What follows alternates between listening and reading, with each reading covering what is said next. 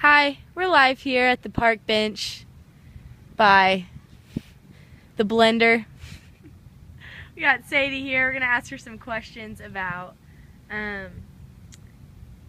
Mike Bocher's presentation in our JMC class. Alright, Sadie. Number one, what three things in particular caught your attention in Mike Bocher's presentation?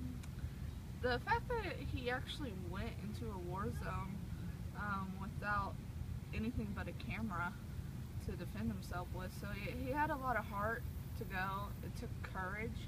Also the fact that the conditions of the soldiers, how they had like very little ammo and they were sharing it, and the planes and stuff couldn't like bring anything to them because they were so under siege and fire. Another thing would be the fact that he got kidnapped, was held hostage, and yet survived. Being a war correspondent, that is kind of expected, but you don't exactly like, wow, that's going to happen to me until it does. So that was very shocking. Yeah. All right. Number two, do you feel that the information gathered and published by correspondents in the field of war are important to the American consumer? Yes. Yes, it is. Because we go through daily lives without that interruption, so it's very easy to look over and forget about the war, and then we're not there to see it ourselves, so we have to count on them to bring it to us. And really, I think that the reporter in the trenches is deeply underappreciated for the amount of courage he has to show to go into the trenches and gather that information for us. I agree. Alright, numero tres. Do you feel that media presents the entire picture of war truthfully and in its entirety? No, because you can only get one point of view, and that's your point of view. You can't exactly go across enemy lines and be like, hey, what's your side of the story?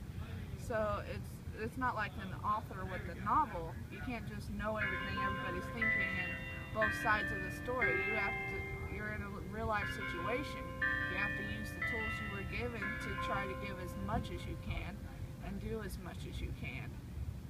So you're trying your best, but no, we don't get the whole thing. Sorry about the interruption, clock tower interruption. Alright, number four, final question. Is the job of war correspondent important to the media, to the average citizen? Yes. Yes. Because without the correspondent, the media wouldn't know what's going on over there. They can only speculate what's going on over there. The correspondent goes there with nothing but a camera to defend themselves, and the whole time they're being shot at, they're filming, so that way we know what's going on. It's not hearsay, you know, he said this, she said that. It's actual proof that we get to see with our eyes, not in person, but at least as close as we can get at a safe distance. So yes, both the media and the average citizen. Awesome! Alright, this is Jenny Mehner reporting live, signing off. Thanks, Sadie.